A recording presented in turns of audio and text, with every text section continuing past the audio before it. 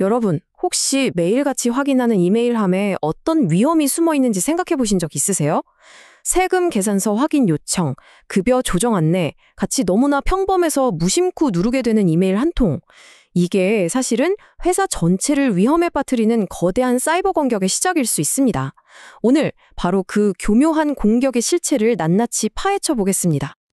공격자들은요, 바로 우리의 이런 심리, 이런 업무 습관을 너무나 잘 알고 파고듭니다.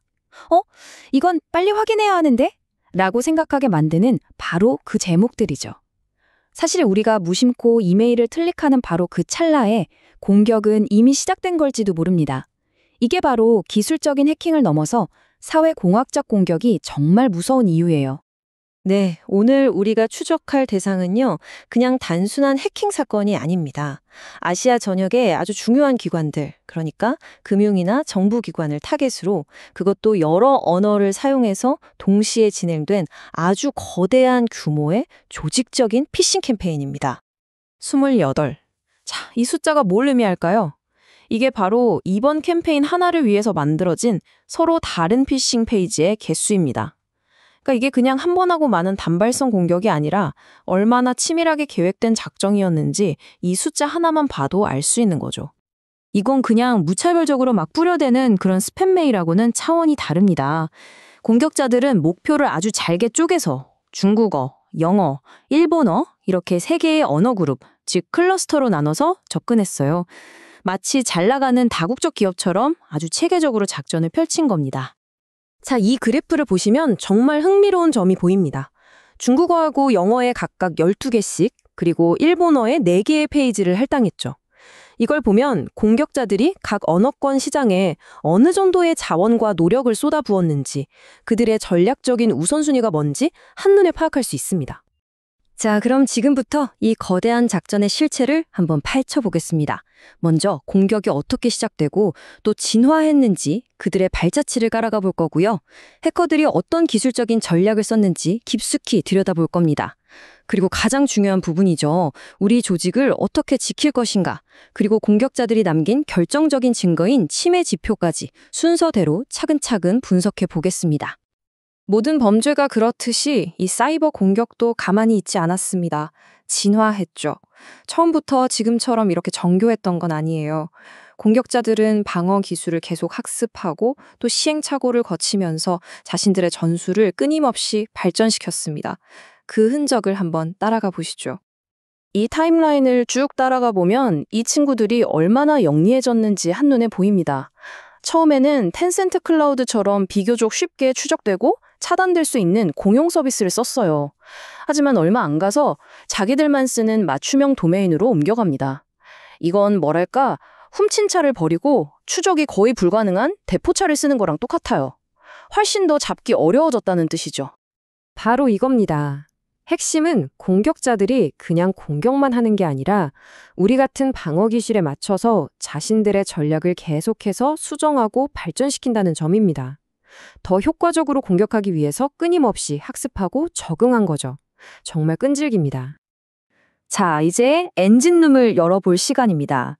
이 거대한 공격 캠페인을 실제로 움직였던 해커들의 핵심 도구와 전략은 과연 무엇이었을까요? 그들의 플레이북을 직접 한번 들춰보겠습니다. 이 공장 비유가 진짜 딱인데요. 공격자들은 중앙에서 관리하는 하나의 프레임워크, 그러니까 핵심 엔진을 사용해서 여러 지역을 대상으로 하는 공격을 거의 자동으로 찍어냈습니다. 효율성을 극대화한 거죠. 첫 번째 핵심 도구는 바로 visitorlog.php입니다. 이건 공격자들이 설치한 일종의 CCTV 같은 거예요.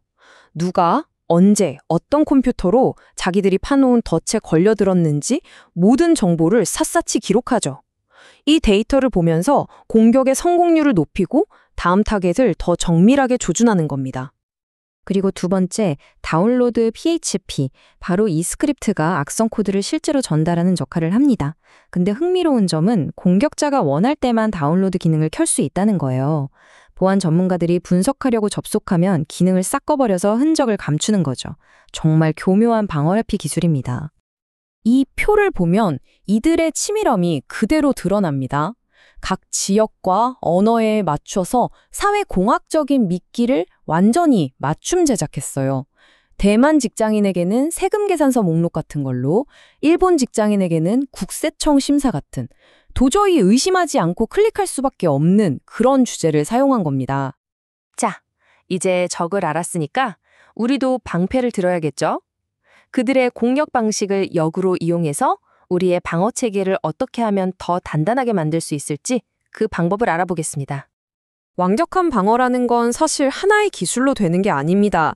여러 겹의 방어막, 즉 다층적 방어가 핵심인데요. 기술적으로는 알려진 악성 IP를 차단하고 의심스러운 트래픽을 감시해야겠죠. 또 이메일 관문에서부터 위험한 파일들을 걸러내고 만약 뚫리더라도 PC단에서 실행되지 않도록 막아야 합니다. 그리고 이 모든 기술적 방어를 완성하는 가장 중요한 마지막 퍼즐, 그건 바로 사람입니다. 보안 교육을 잘 받은 우리 직원들이 최고의 방어선이 될 수 있죠. 자, 드디어 오늘 분석의 하이라이트입니다. 해커들이 남긴 결정적인 증거, 바로 침해 지표. 영어로는 Indicators of Compromise, 줄여서 IOC라고 하죠.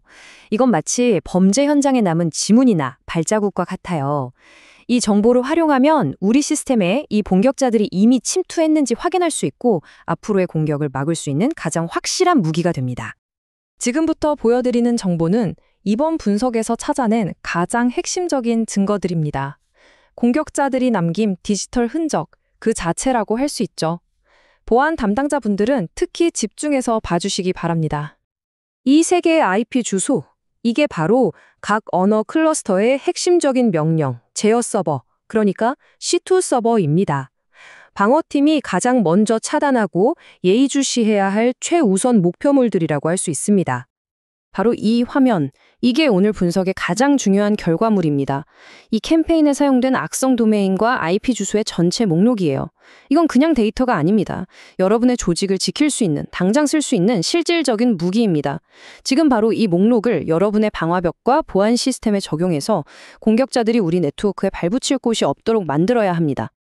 오늘 분석에서 보셨듯이 한 조직이 발견한 위협 정보는 결국 우리 모두를 더 안전하게 만들어줍니다. 사이버 보안은 혼자 하는 고독한 싸움이 아니에요.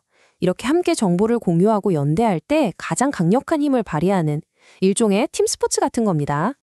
이런 최신 위협 정보를 놓치지 않고 또 다른 보안 전문가들과 함께 대응 방안을 논의하고 싶으시다면 정보보호 커뮤니티에 참여해보시는 걸 추천합니다. 영상 설명란에 링크된 네이버 밴드 같은 커뮤니티는 집단 지성을 통해서 우리 모두의 방어력을 한 단계 끌어올릴 수 있는 아주 훌륭한 공간이 될 겁니다. 오늘 우리가 한 위협 그룹의 전술을 속속들이 분석해봤지만 이걸로 끝이 아니라는 거 아마 더 잘 아실 겁니다. 핵심 메시지는 바로 이거예요. 경계는 결코 멈춰서는 안 되는 지속적인 노력이라는 것. 오늘 이 분석이 여러분 각자의 디지털 문단속을 다시 한번 점검하는 계기가 되었으면 좋겠습니다. 왜냐하면 다음 공격의 목표는 바로 우리일 수도 있으니까요.